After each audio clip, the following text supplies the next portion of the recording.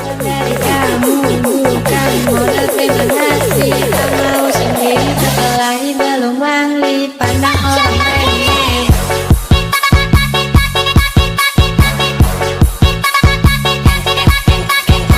Assalamualaikum warahmatullahi wabarakatuh.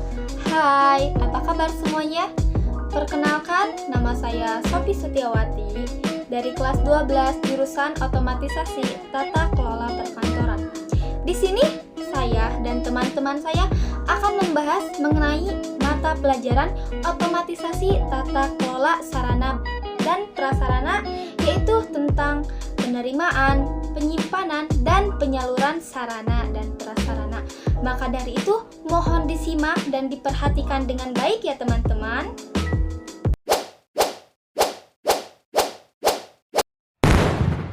Sebelum ke pembahasan, di sini saya akan memperkenalkan terlebih dahulu teman-teman yang akan memaparkan materi-materi tersebut.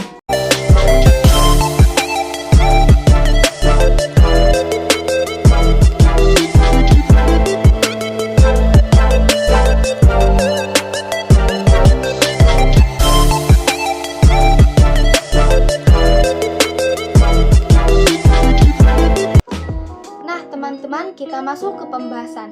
Di sini ada poin tentang penerimaan sarana dan prasarana yang meliputi pengertian penerimaan barang, kemudian ada kegiatan penerimaan barang, dan yang ketiga ada cara penanganan barang, dan yang terakhir tujuan penerimaan dan penerimaan barang.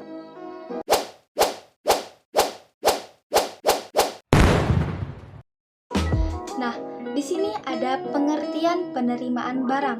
Apa sih itu penerimaan barang? Jadi, penerimaan barang ini merupakan segala awal arus barang yang bergerak di gudang. Penerimaan barang harus dilakukan secara cermat karena merupakan perpindahan tanggung jawab. Maksudnya apa? Jadi, perpindahan tanggung jawab dari penyedia kepada pengguna melalui jasa transportasi.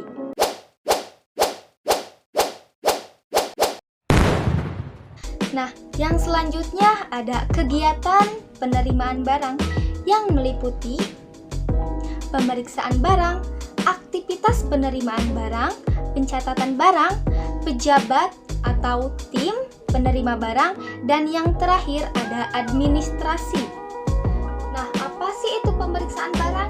Jadi, pemeriksaan barang ini bertujuan untuk memastikan apakah barang yang diterima sudah sesuai dengan kontrak pengadaan barang, baik jumlah, jenis, kondisi, maupun harganya.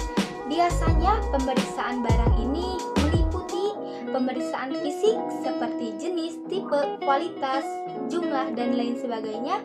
Dan yang kemudian ada pemeriksaan dokumen, meliputi kelengkapan dan kesesuaian dokumen. Kemudian, apa sih itu aktivitas penerimaan barang? Jadi, aktivitas penerimaan barang ini antara lain pemeriksaan dokumen dan pemeriksaan mutu. Yang kemudian ada pencatatan barang.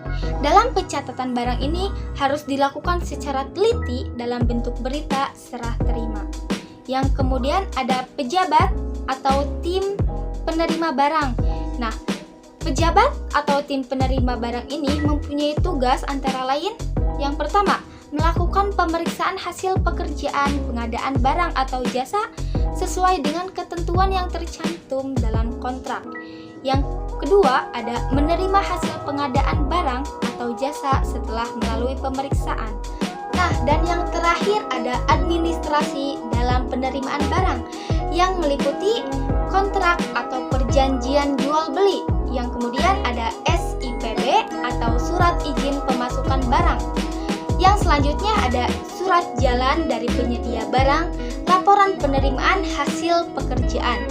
Yang selanjutnya ada berita acara pengujian dan penerimaan barang. Yang kemudian ada bukti penerimaan barang, buku penerimaan barang, buku pengeluaran barang, dan yang terakhir ada buku pertanggungjawaban.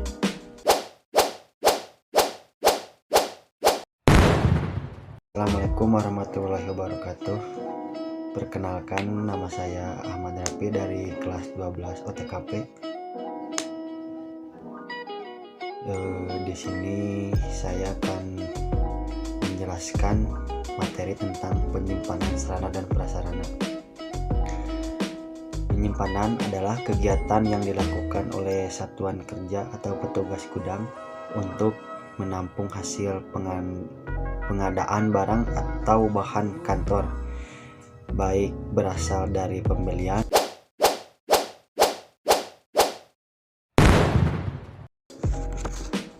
Nah, teman-teman, yang selanjutnya saya akan menjelaskan tentang tujuan penerimaan dan penyimpanan barang. Yang pertama, saya akan menjelaskan tentang tujuan penerimaan barang. Apa sih tujuan penerimaan barang? Jadi, untuk memverifikasi barang yang diterima dari pemasok dan melindungi barang tersebut dari kehilangan atau pencurian. Nah, yang kedua, tujuan penyimpanan barang, yaitu agar barang tidak cepat rusak, agar tidak terjadi kehilangan barang, agar tersusun rapi sehingga mudah ditemukan jika dibutuhkan.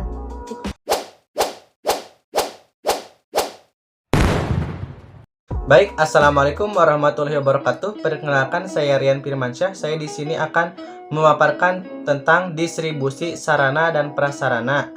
Distribusi sarana dan prasarana yaitu kegiatan yang menyangkut pemindahan barang dan tanggung jawab dari pemegang yang satu kepada pemegang yang lainnya. Terus ada langkah-langkah pendistribusian. Langkah-langkah pendistribusian terbagi menjadi 3 poin. Yang pertama yaitu menyusun alokasi, yang kedua pengiriman barang, yang ketiga pengarahan barang. Terus ada sistem pendistribusian barang. Ada 2 sistem pendistribusian barang, yaitu sistem langsung dan tidak langsung.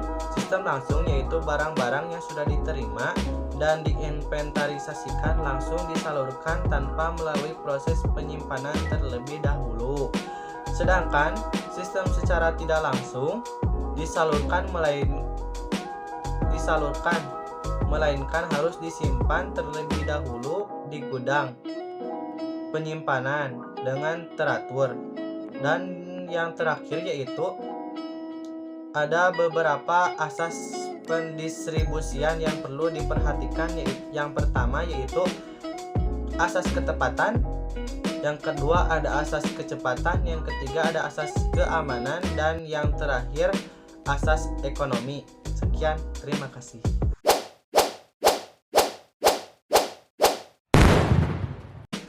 Assalamualaikum warahmatullahi wabarakatuh.